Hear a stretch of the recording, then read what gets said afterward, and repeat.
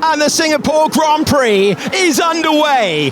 Let's watch the reaction time. It's not the launch that Max Verstappen was looking for. Oscar Piastri playing it safe. Lando Norris has got himself up to fourth position, might be third position. He's side by side with his teammate, and Oscar Piastri is millimetres away from the wall as Lando Norris gets by in a crucial move for the World Championship. And is the damage to one of the McLarens? Yeah, I think they touched, actually. There was definitely a little jump from Piastri's car, and that would indicate to me, and it looks like the front wing end plate might be a little bit damaged on Lando. Yeah, Norris has a damaged front wing end plate where he's had that brush with Piastri, got an amazing launch, got feisty in the first couple of corners. How badly will that affect him? Because we've seen some cars actually lose that part entirely for a race and it not slow him down, and Norris is now heads down looking at Verstappen. Isaac Hadjar got past Fernando Alonso to reclaim the 8th position that he lost. There's low grip out there, and it's Max Verstappen trying to fire up those tyres. Charles Leclerc climbed 2 places, he's up to P5. Lando Norris said he had a contact. Keep an eye on everything, especially keep an eye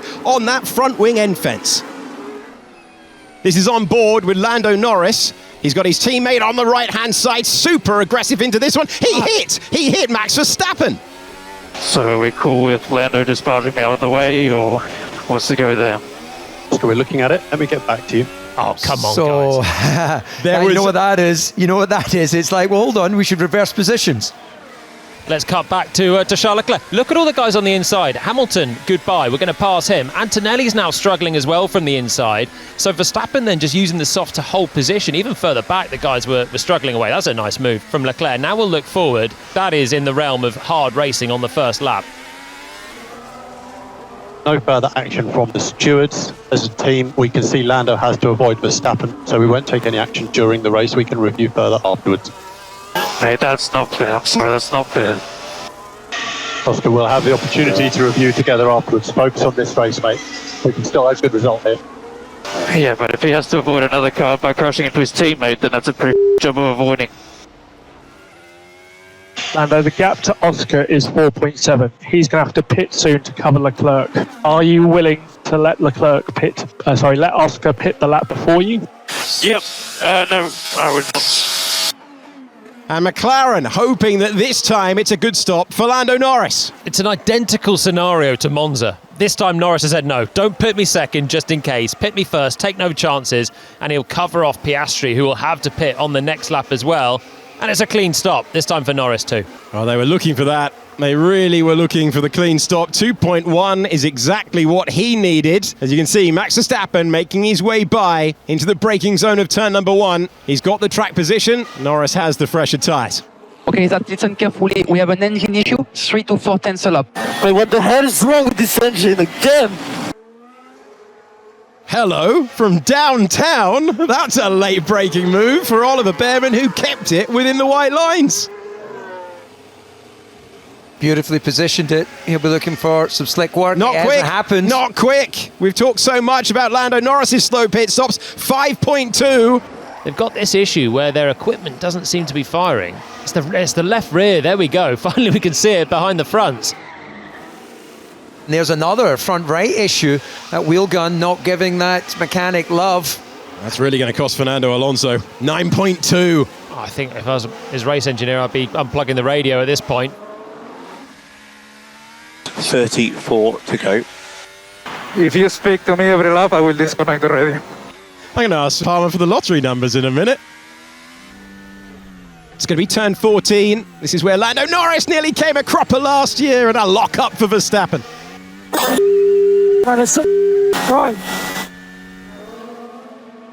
So Fernando Alonso had that slow stop that put him behind Isaac Hadjar, but Hadjar has a problem with his engine, and Alonso's in the DRS zone. Alonso's trying to move ahead and take the position, but he hasn't got the inside line. And that shows you how hard it is to overtake around here. He's got a softer compounder tyre on. The car ahead has a problem, and still he can't fight his way by. Yeah, Hadjar there, he's just being totally compromised. You can see the clear signal off the back of his car to tell Alonso that he's not getting full deployment. Defending hard, though.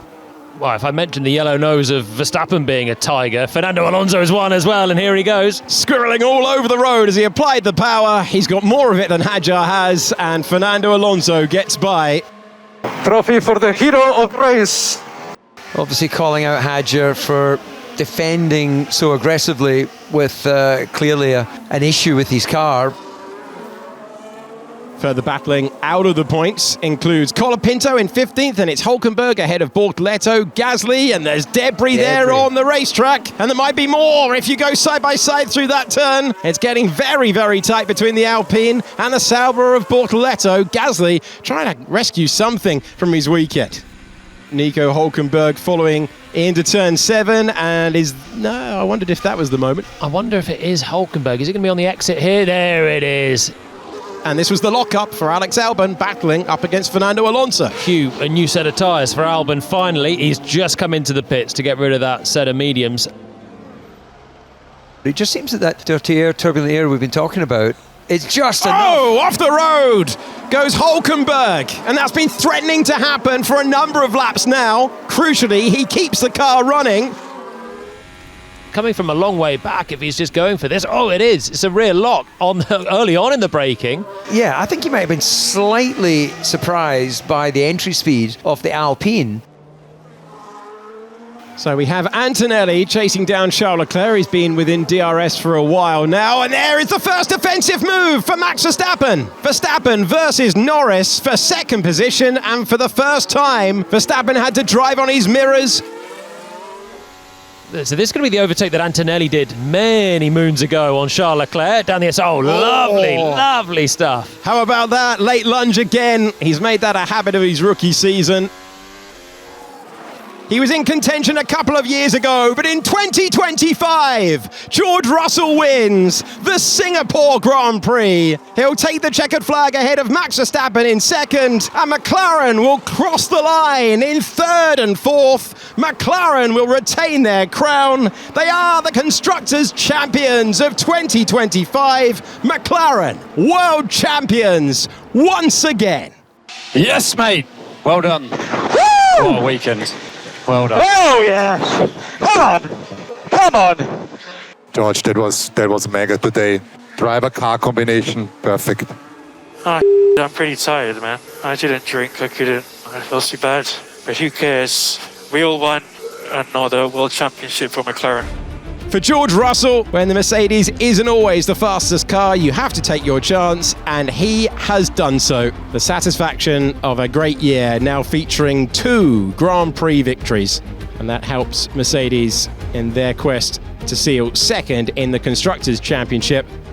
2024 and 2025, it's McLaren who have swept all before them out of the way to claim the largest trophy at the end of the season. There will be celebrations for Zach Brown, for Andrea Stella,